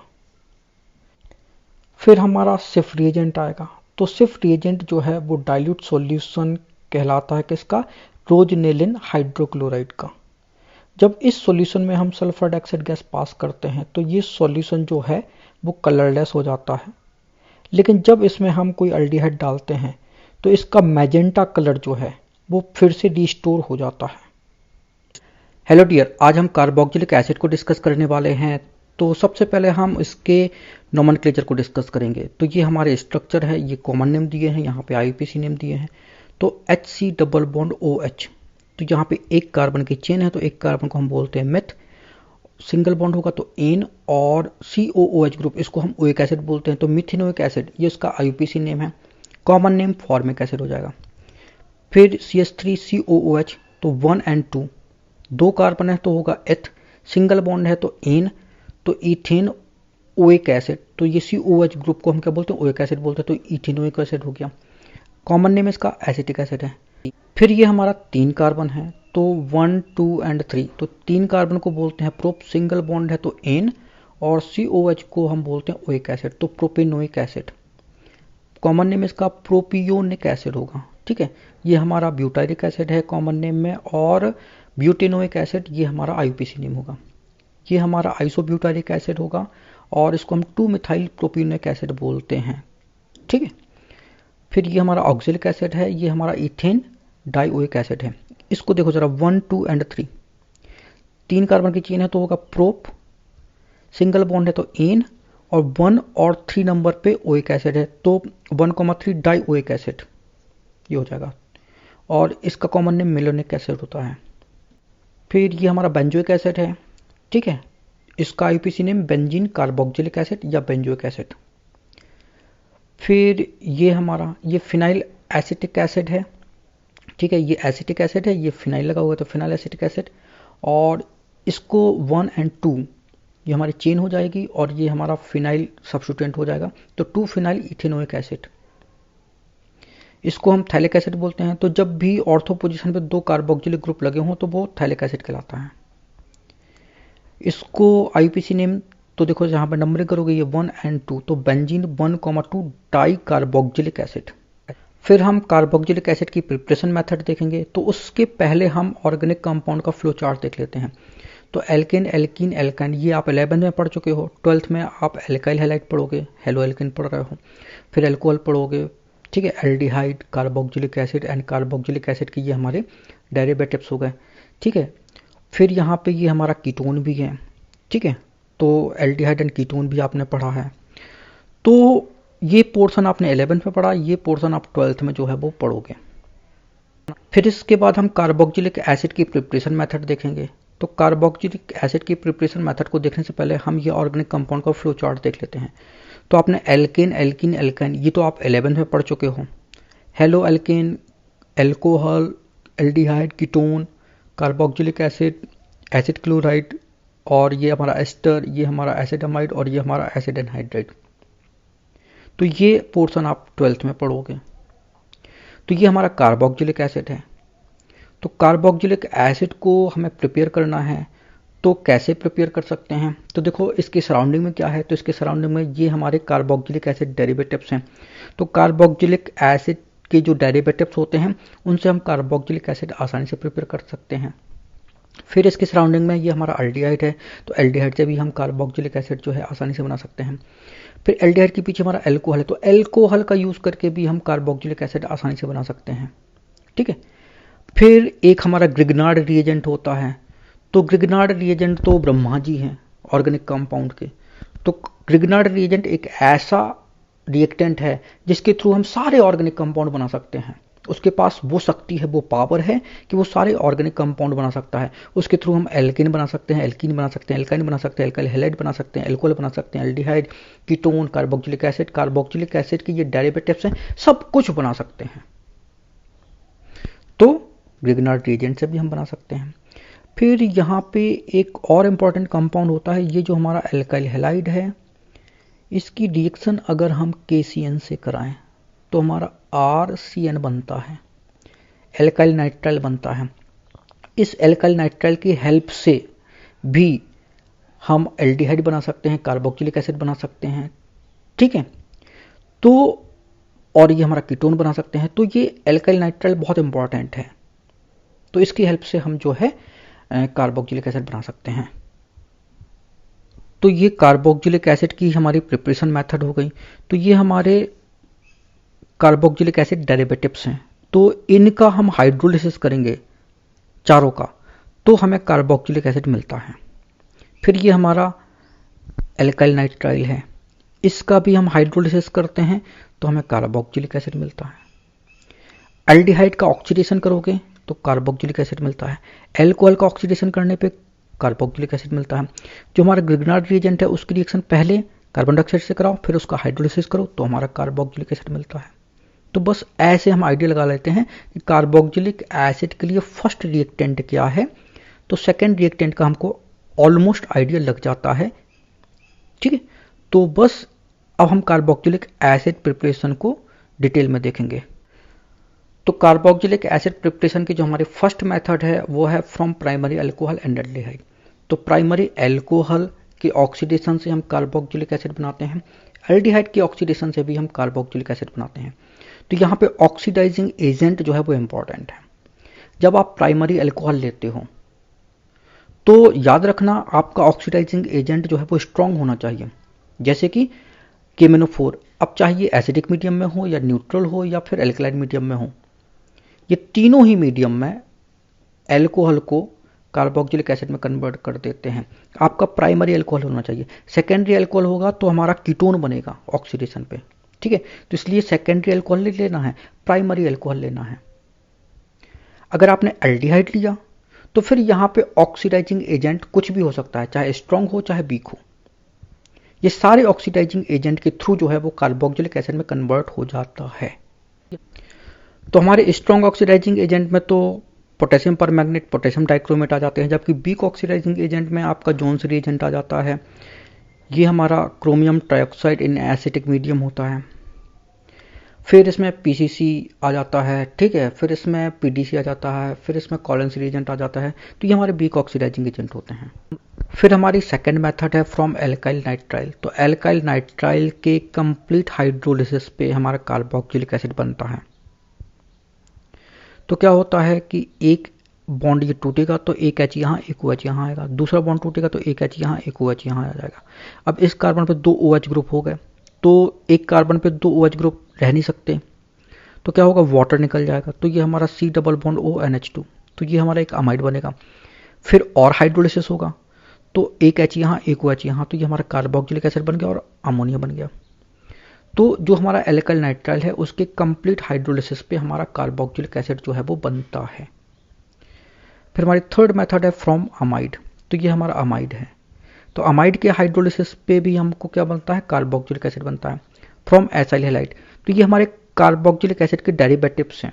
ठीक है, इनके हाइड्रोलिसिस पे हमारा कार्बोक्सिलिक एसिड बनेगा। तो ये हमारा एसाइल हैलाइड है, इसका हम हाइड्रोलिसिस कराएंगे तो ये हमारा कार्बोक्सिलिक एसिड देगा और ये Cl नेगेटिव निकल जाएगा या HCl बन जाएगा। ठीक, अगर बेसिक मीडियम में हम हाइड्रोलिसिस कराते हैं तो क्या होगा, तो देखो जरा, एक H यहाँ OH यहाँ, ठीक है, तो हमारा कार्बोक्सिलेट एसिड बनेगा। अब चूंकि यहाँ पे बेस है तो बेस और एसिड रिएक्ट करके क्या बनाता है, सॉल्ट बनाता है। ठीक है ना, तो इसलिए यहाँ पे कार्बोक्सिलिक आयन बना हुआ है और Cl नेगेटिव। अब ये कार्बोक्सिलिक आयन से हमें कार्बोक्सिलिक एसिड बनाना, तो इसको एसिडिक मीडियम में हाइड्रोलिसिस कराना होगा, तो हमारा कार्बोक्सिलिक एसिड बनेगा। ठीक है, तो आप बेसिक मीडियम में हाइड्रोलिसिस ना करा के आप एसिडिक मीडियम में ही हाइड्रोलिसिस कराओ तो ज़्यादा बेस्ट है। ठीक है, एक ही बार में काम हो गया। फिर इसके बाद हमारी फिफ्थ मेथड है फ्रॉम एसिड एनहाइड्राइड। तो ये हमारा एसिड एनहाइड्राइड है, इसके हाइड्रोलिसिस पे क्या होगा, कार्बोक्सिलिक एसिड बनेगा। तो यहाँ पे ये बॉन्ड टूटेगा तो एक H यहाँ एक OH यहाँ पे लगा दोगे तो ये एसिटिक एसिड और ये भी एसिटिक एसिड बनेगा। तो यहाँ पे 2 एसिटिक एसिड के मोल बनते हैं। ठीक है, ये भी हमारा एसिड एनहाइड्राइड है। ठीक है, हाइड्रोलिसिस कराओगे, ठीक है, तो बॉन्ड जो है वो टूट जाएगा, तो ये बॉन्ड टूट जाएगा तो एक H यहाँ एक OH यहाँ, तो बन गया। फ्रॉम एस्टर, तो एस्टर का हाइड्रोलिसिस कराओगे तो भी हमारा कार्बोक्सिलिक एसिड बनेगा। तो क्या होगा, हमारा एक H यहाँ और एक OH यहाँ, तो ये हमारा एसिटिक एसिड बनेगा और ये हमारा एल्कोहल बन जाएगा। राइट, यहाँ पे H जुड़ेगा, यहाँ पे OH जुड़ेगा, ये बॉन्ड टूट जाएगा, तो ये हमारा एल्कोहल बनेगा और ये हमारा एसिटिक एसिड बनेगा। राइट, अब यहाँ पे ये जो एस्टर है इसका हाइड्रोलिसिस जो है वो एसिडिक मीडियम और बेसिक मीडियम में दिया हुआ है। तो एसिडिक मीडियम में तो कोई दिक्कत नहीं है, बेसिक मीडियम में कराओगे तो यहाँ पे ये क्या बनेगा, सॉल्ट बनेगा, क्योंकि जो एसिड बना था वो बेस उसके साथ रिएक्ट करके सॉल्ट बना लेगा। और अब इसका हम किसी एसिड से रिएक्शन कराते हैं तो क्या बन जाएगा, एसिड बन जाएगा हमारा। इसके बाद हमारे 7 रिएक्शन है फ्रॉम ग्रिग्नार्ड रिएजेंट। तो ये हमारा ग्रिग्नार्ड रिएजेंट हो गया। कार्बन डाइऑक्साइड से रिएक्शन होगी तो क्या होगा, ये बॉन्ड टूटेगा तो यहाँ पे OMgX जुड़ जाएगा और यहाँ पे एल्काइल ग्रुप जुड़ जाएगा। ठीक है, तो ये बना हमारा। फिर इसका हम हाइड्रोलिसिस कराएंगे तो ये वाला बॉन्ड टूटेगा, यहाँ पे H और यहाँ पे वाटर का OH जुड़ जाएगा तो ये हमारा कार्बोक्सिलिक एसिड बन जाएगा और ये हमारा MgXOH बन जाएगा। ये एग्जांपल है CH3MgBr मिथाइल मैग्नीशियम ब्रोमाइड। ये ग्रिग्नार्ड रिएजेंट है, कार्बन डाइऑक्साइड से रिएक्शन होगी ड्राई आइस में तो ये बॉन्ड तोड़ो तो यहाँ पे ऑक्सीजन से MgBr जुड़ जाएगा और CH3 ग्रुप इस कार्बन से जुड़ जाएगा तो जोड़ दिया हमने। फिर हाइड्रोलिसिस कराओगे तो यहाँ पे ये बॉन्ड टूटेगा तो H यहाँ पे और OH यहाँ पे जुड़ जाएगा तो ये हमारा एसिटिक एसिड और ये हमारा हाइड्रोक्सी मैग्नीशियम हैलाइड बन जाएगा। इसके बाद ये हमें बेंजोइक एसिड बनाना है। तो बेंजोइक एसिड बनाने के लिए सबसे पहले हम एरोमेटिक जो कंपाउंड हैं उनका फ्लो चार्ट देख लेते हैं। तो बेंजीन का जब हम क्लोरीनेशन करते हैं ये हमारे हेलोजन कैरियर के प्रेजेंस में तो हमारा क्लोरोबेंजीन बनता है। फिर इसकी एक्वस NaOH रिएक्शन करते हैं तो फिनॉल बनता है। जब क्लोरोबेंजीन को क्यूप्रस साइनाइड से रिएक्ट कराते हैं तो बेंजोनाइट्राइल बनता है। इसके हाइड्रोलिसिस पे बेंजोइक एसिड बनता है। जबकि इसका पार्शियल रिडक्शन हो फिर इसका हाइड्रोलिसिस किया जाए तो ये बेंजल्डिहाइड देता है। इसको हम स्टीफन रिएक्शन बोलते हैं। ठीक है ना, तो बेंजोनाइट्राइल से कार्बोक्सिलिक एसिड बन गया। फिर देखो जरा, फिर यहां से हम आते हैं बेंजीन। ये फ्रीडल क्राफ्ट एल्काइलेशन से हमारा टोलुइन बन गया। इसका हम क्रोमिल क्लोराइड में ऑक्सीडेशन करते हैं टोलुइन का तो हमारा बेंजल्डिहाइड बनता है। बेंजल्डिहाइड का टॉलेंस रिएजेंट से ऑक्सीडेशन कराएंगे तो ये कार्बोक्सिलिक एसिड बनेगा। जो हमारा टोलुइन है, टोलुइन का KMnO4 के द्वारा ऑक्सीडेशन कराने पे हमारा बेंजोइक एसिड बनता है, डायरेक्ट बेंजोइक एसिड बन जाएगा। ठीक है, तो टोलुइन से हम बेंजोइक एसिड बना सकते हैं, बेंजल्डिहाइड से बेंजोइक एसिड बना सकते हैं। बेंजोइक एसिड से जो है वो हम बेंजीन के, फिर बेंजोइक एसिड से हम एसिड डेरिवेटिव्स बना सकते हैं। PCl5 की रिएक्शन से बेंजोइल क्लोराइड, C2H5OH की रिएक्शन से हम एस्टर बना सकते हैं, अमोनिया की रिएक्शन से बेंजेमाइड बना सकते हैं। P2O5 में इसको हीट करेंगे तो ये हमारा एनहाइड्रेट बन जाएगा। कैल्शियम हाइड्रोक्साइड से रिएक्ट कराएंगे तो ये कैल्शियम बेंजोएट, और जब इस कैल्शियम बेंजोएट को हम हीट करते हैं तो हमारा बेंजोफिनॉन जो है वो बन जाता है। तो ये हमारा फ्लो चार्ट हो गया।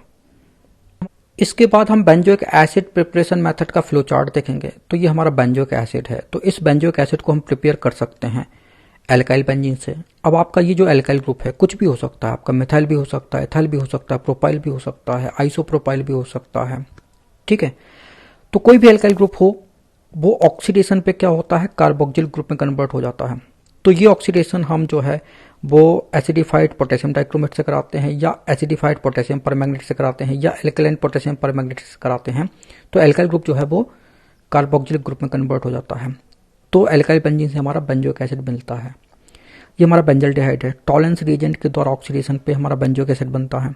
ये बेंजाइल अल्कोहल है, KMnO4 के द्वारा ऑक्सीडेशन पे हमारा बेंजोइक एसिड बनेगा। ये हमारा एक एस्टर है, इसका हाइड्रोलिसिस करोगे तो बेंजोइक एसिड बनेगा। ये हमारा बेंजेमाइड है, हाइड्रोलिसिस करोगे तो हमारा बेंजोइक एसिड बनेगा। ये हमारा बेंजोनाइट्राइल है, हाइड्रोलिसिस करने पे हमारा बेंजोइक एसिड बनता है। ये हमारा ग्रिग्नार्ड रिएजेंट है, फिनाइल मैग्नीशियम ब्रोमाइड। पहले इसकी रिएक्शन कार्बन डाइऑक्साइड से कराते हैं, फिर इसका हाइड्रोलिसिस करते हैं तो हमारा बेंजोइक एसिड बनता है। इसके बाद हम बेंजोइक एसिड की प्रिपरेशन मेथड को डिटेल में स्टडी करेंगे।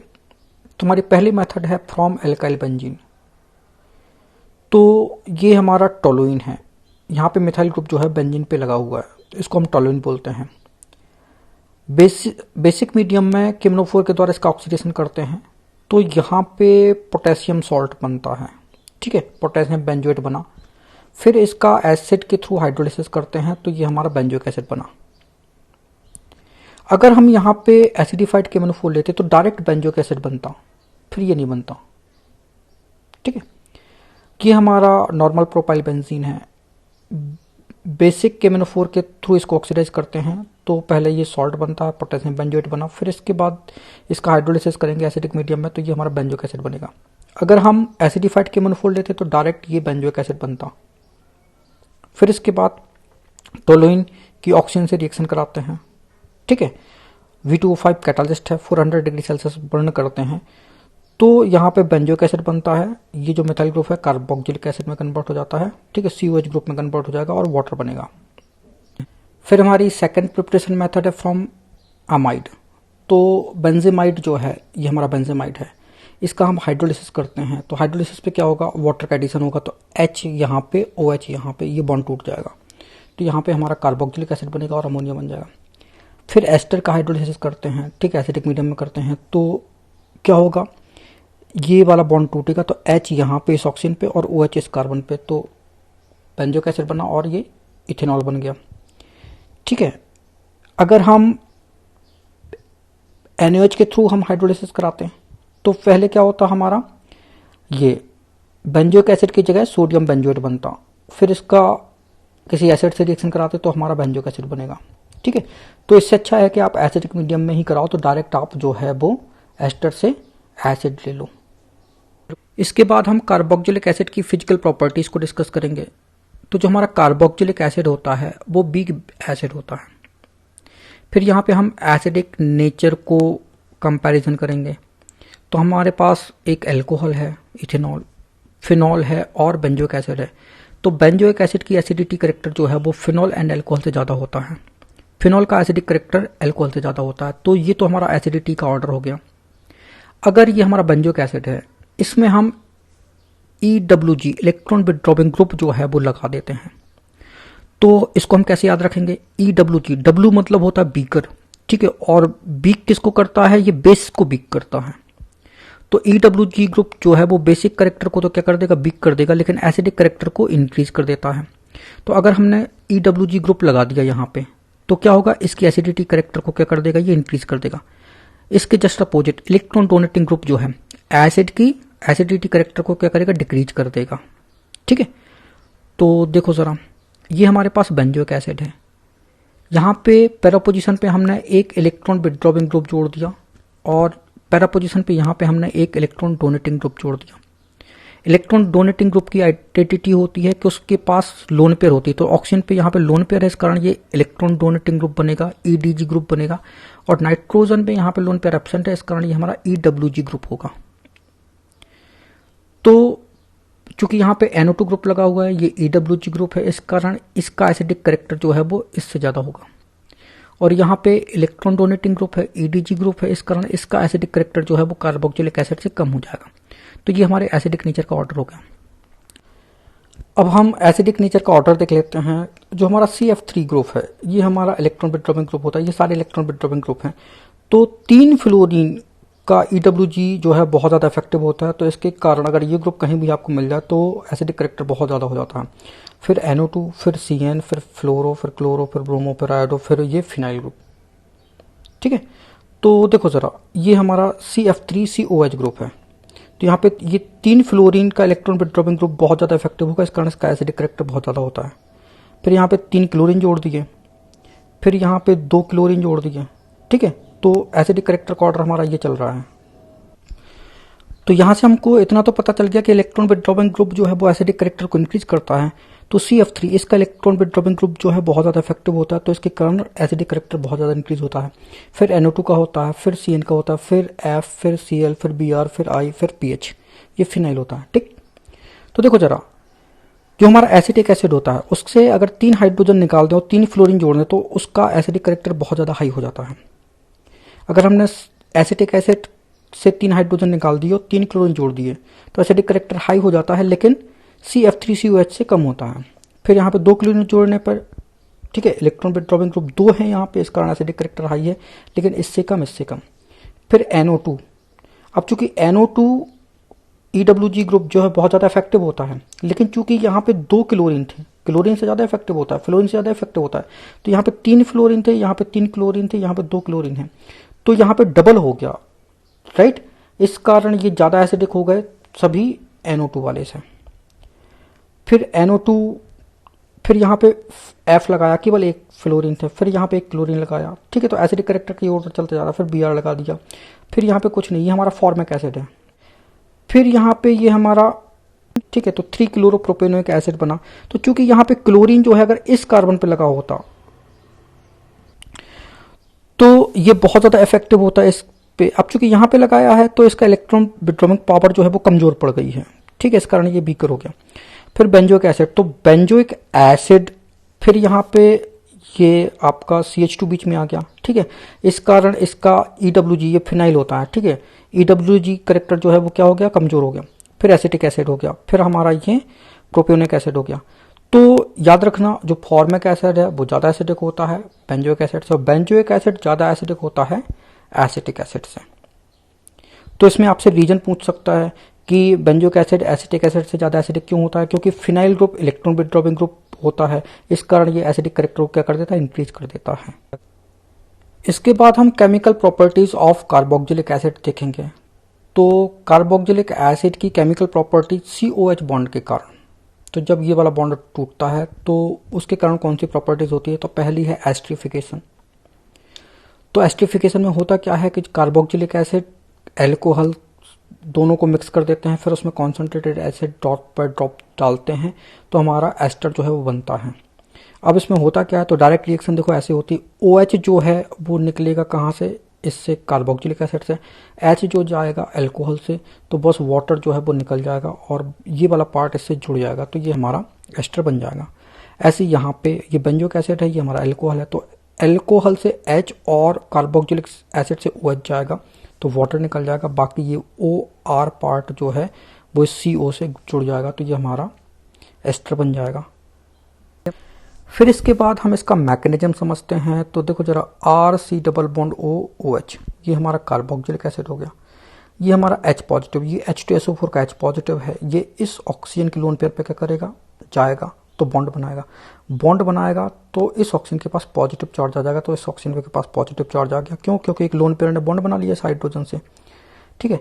फिर क्या होगा, ये हमारा एल्कोहल है, एल्कोहल पे ऑक्सीजन पे जो लोन पेयर है वो क्या करेगा, इस कार्बन पे अटैक करेगा, बॉन्ड बनाएगा, तो ये डबल बॉन्ड जो है इस पे गिर जाएगा, ठीक। तो ये हो गया, तो अभी इस ऑक्सीजन पे क्या है, पॉजिटिव चार्ज है, क्योंकि इसकी एक लोन पेयर ने क्या किया, इस कार्बन के साथ बॉन्ड बना लिया। तो अब ये अपना पॉजिटिव चार्ज खत्म करने के लिए क्या करेगा, ये वाला ये 2 इलेक्ट्रॉन है, ठीक है, ऑक्सीजन हाइड्रोजन बॉन्ड के, ये अपने पे गिरा लेगा तो उसकी लोन पेयर वापस आ जाएगी, तो इस पे पॉजिटिव चार्ज खत्म हो गया। लेकिन अब हाइड्रोजन पे पॉजिटिव चार्ज आ जाएगा, ठीक है, तो प्रोटॉन का ट्रांसफर हो गया, ठीक है, तो प्रोटॉन जो है वो निकल गया। अब जो प्रोटॉन निकला था वो कहाँ जाएगा, वो इस OH पे आएगा, तो इस OH पे वो प्रोटॉन जो है वो आ चुका है, तो क्या होगा, अब ये वाटर बन जाएगा, वाटर बन जाएगा क्योंकि अभी इस पे पॉजिटिव चार्ज है, ठीक है, H जो पॉजिटिव आयन आया था ना उसका ये पॉजिटिव चार्ज है, तो ये क्या करेगा, ये 2 इलेक्ट्रॉन को निकाल लेगा, तो ऑक्सीजन पे लोन पेयर आ जाएगी, पॉजिटिव चार्ज खत्म हो गया। अब पॉजिटिव चार्ज किस पे आ जाएगा, इस कार्बन पे आ जाएगा, तो ये कार्बन अपना पॉजिटिव चार्ज खत्म करने के लिए इस ऑक्सीजन से क्या करेगा, बॉन्ड बनाएगा, तो ऑक्सीजन पे पॉजिटिव चार्ज आ जाएगा, ठीक है। तो देखो यहाँ ऑक्सीजन पे पॉजिटिव चार्ज आ गया।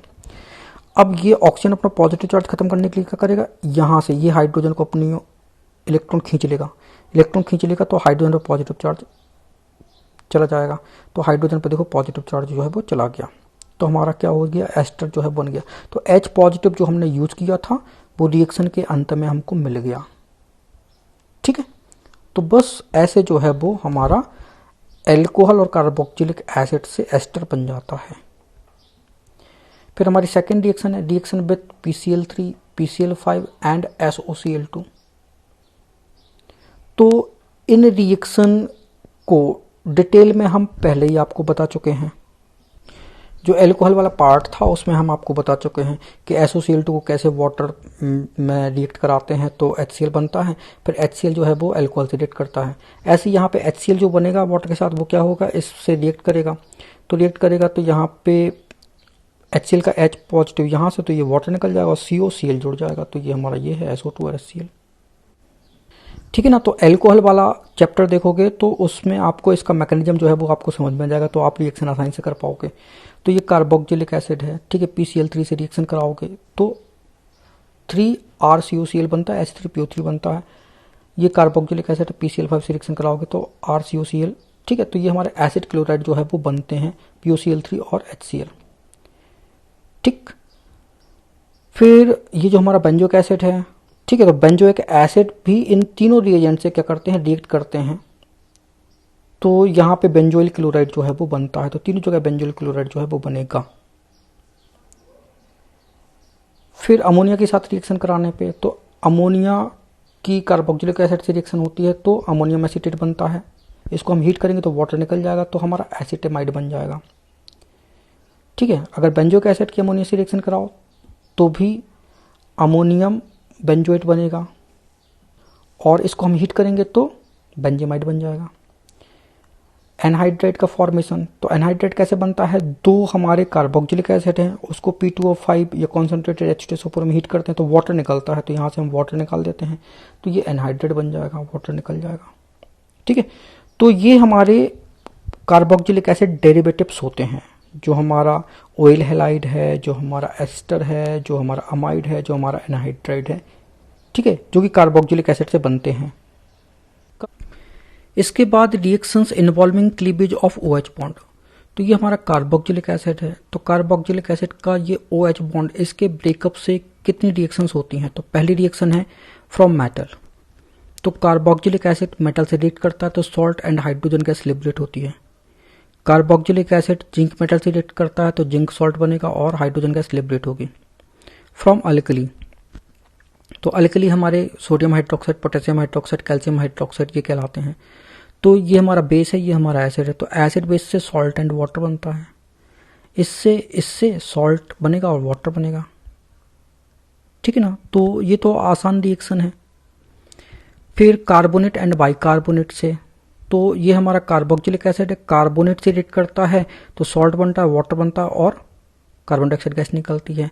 ऐसे ही यहाँ पे बाइकार्बोनेट के साथ होगा, सॉल्ट बनेगा, वाटर बनेगा, कार्बन डाइऑक्साइड गैस निकलेगी। अब ये जो कार्बन डाइऑक्साइड गैस निकलती है, इस कार्बन डाइऑक्साइड गैस को आप लाइम वाटर में ले जाओगे तो लाइम वाटर मिल्की हो जाएगा due to formation of calcium carbonate.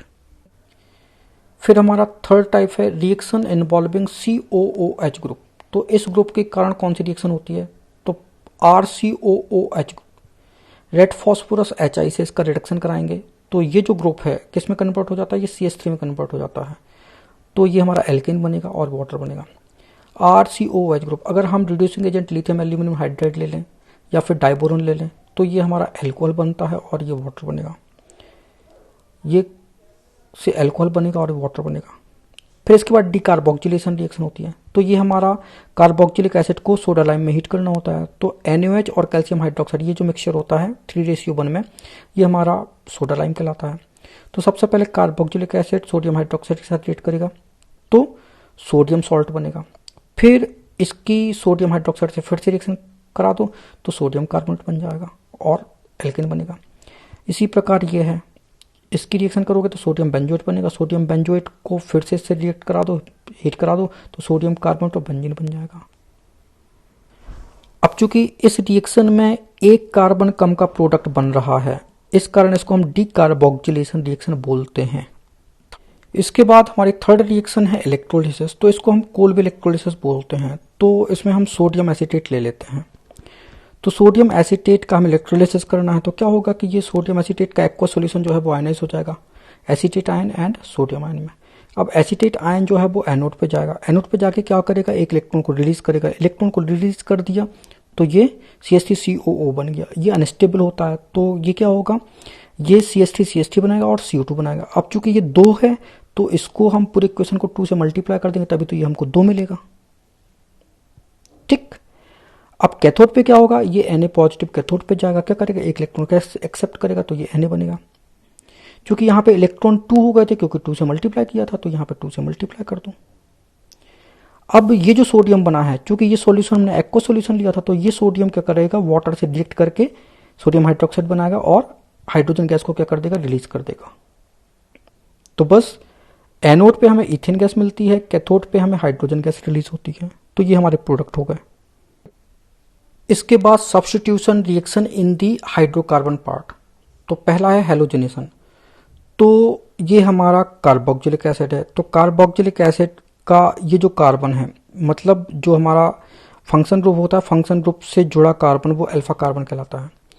तो अल्फा कार्बन का हैलोजनेशन जो है वो हम कर सकते हैं, मतलब वहां का हाइड्रोजन एसिडिक हाइड्रोजन होता है, तो वो हाइड्रोजन जो है वो हैलोजन के द्वारा रिप्लेस हो जाता है।